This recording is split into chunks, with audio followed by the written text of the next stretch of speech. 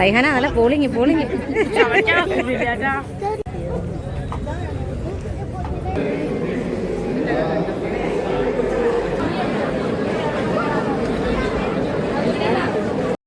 Welcome back to my YouTube channel. ഇന്നാണെങ്കിൽ ഒരു Sunday വ്ളോഗാണ് കേട്ടോ. ഇപ്പൊ അടുപ്പിച്ച് 3-4 ആഴ്ച കൊണ്ട് നമുക്ക് ഇവിടെ കല്യാണമാണ്. അതായത് ഫെബ്രുവരി നോയമ്പൊക്കെ വരുന്നതിന് മുന്നേ എല്ലാവരും കല്യാണമൊക്കെ അങ്ങ് ഒതുക്കി നിർത്തുകയാണ് കേട്ടോ. അങ്ങനെ രാവിലെ ഞാൻ എണീറ്റ് കിച്ചും കുളിച്ചൊരുങ്ങി അങ്ങ് അവരെ കൂട്ടുകാരെ വീട്ടിലോട്ട് പോയി കേട്ടോ. എന്റെ ചുരിദാർ എങ്ങനെയുണ്ട്, കൊള്ളാവോ? ഇതാണെങ്കിലേ ഷേപ്പ് അടിക്കാൻ വേണ്ടി ഞാൻ മിഷീന്റെ പുറത്തൊന്ന് ഇരുന്നതേ മാത്രം എനിക്ക് ഓർമ്മയുണ്ട്. ഇതിന് മുന്നേ തുമ്പി ഒരു 2-3 ആഴ്ച മുന്നേ ഇങ്ങനെ മെഷീനിൽ കളിക്കുന്നുണ്ട്. ഞാൻ വഴക്ക് പറഞ്ഞായിരുന്നു കേട്ടോ, സൂചി ഒടിച്ചു വെച്ച്.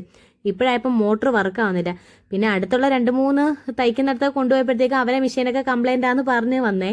ഞാൻ എന്ത് ചെയ്തെന്നറിയാവോ, പിന്നെ കൈസൂചി വെച്ച് അതെല്ലാം തയ്ച്ചു വെച്ചിട്ടുണ്ടായിരുന്നു. പിന്നെ ഒരുങ്ങി നിന്നപ്പോഴത്തേക്കും ഉമ്മായും ചേട്ടത്തെയും മക്കളും എല്ലാവരും വന്ന് പിന്നെ ഞങ്ങൾ നേരെ അങ്ങ് ഓഡിറ്റോറിയത്തിൽ പോയി. ഓഡിറ്റോറിയം എന്ന് പറയാൻ ഇവിടുന്ന് ഒരു 5 മിനിറ്റ് നടന്നാൽ മതിയെ. നമ്മളെ വീടിന്റെ അടുത്ത് തന്നെയാണ് ഓഡിറ്റോറിയം. നമ്മളാണെങ്കിൽ കുറച്ച് താമസിച്ചെന്ന് തോന്നുന്നു. കാരണം വെച്ചാൽ ഒരുപാട് ആൾക്കാർ ഇങ്ങനെ വന്നുകൊണ്ടിരിക്കുന്നതായിരുന്നേ. അങ്ങനെ ദാണ്ട് നമ്മൾ വീഡിയോസ് ഒക്കെ എടുത്ത് കുഞ്ഞൊരു വ്ളോഗ് എടുക്കാന്ന് വെച്ചാൽ എൻ്റെ അനിയത്തിയുടെ മോളാട്ടോ. ഞാൻ പിന്നെ ദാണ്ട് ഇത് ചേട്ടന്റെ മൂത്ത മോളാണേ. അപ്പൊ ഇവക്ക് അങ്ങ് ഭയങ്കര നാണക്കേടാ. നമ്മൾ വീഡിയോ ഒക്കെ എടുക്കുമ്പോൾ പോകുഞ്ഞാന്ന് പറഞ്ഞിരിക്കുക. ചെന്നപ്പോഴത്തേക്ക് വെൽക്കം ഡ്രിങ്ക് ഒക്കെ ഉണ്ടായിരുന്നു. ഞങ്ങൾ എല്ലാവരും അതൊക്കെ കുടിച്ച്. അപ്പൊ എൻ്റെ അടുത്ത് തുമ്പി പറഞ്ഞ് നമ്മച്ചി പച്ച വെള്ളം കിട്ടിയെന്ന് വെച്ചാൽ പച്ച കളർ വെള്ളം. ഞാനും അത് കുടിച്ചിട്ട് അവളുടെ അടുത്ത് പറഞ്ഞൊന്ന് വീഡിയോ എടുത്ത് തരാൻ. അപ്പൊ അവൾ അവിടെ ഇരുന്ന് എന്നെ ചിരിപ്പിക്കുക കേട്ടോ. അപ്പോഴേ നമ്മുടെ വീഡിയോ കാണുന്ന കൂട്ടുകാർ നമ്മളെ ചാനൽ സബ്സ്ക്രൈബ് ചെയ്യാനും ലൈക്ക് ചെയ്യാനും കമന്റ് ചെയ്യാനും ഷെയർ ചെയ്യാനും ഒന്നും മറക്കരുതേ.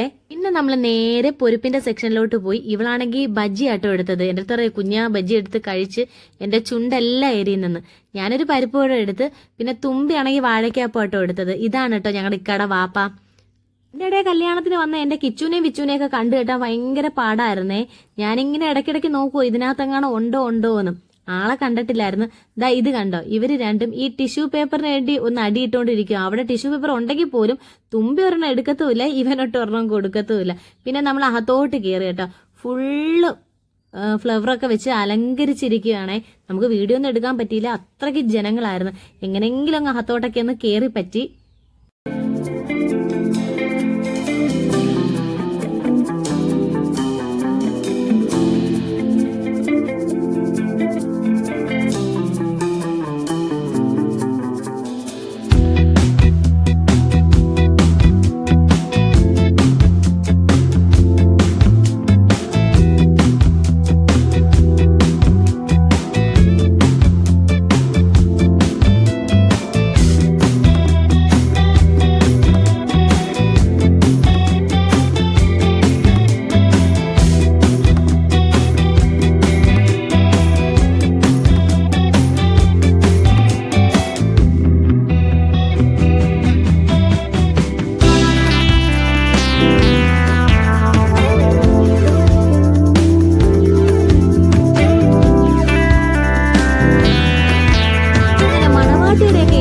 നല്ല ഗംഭീരമായിട്ട് നടന്ന് അങ്ങനെ താലിയായിട്ടൊക്കെ കഴിഞ്ഞപ്പോഴത്തേക്കും വിച്ചു ഓടി വരുന്നു.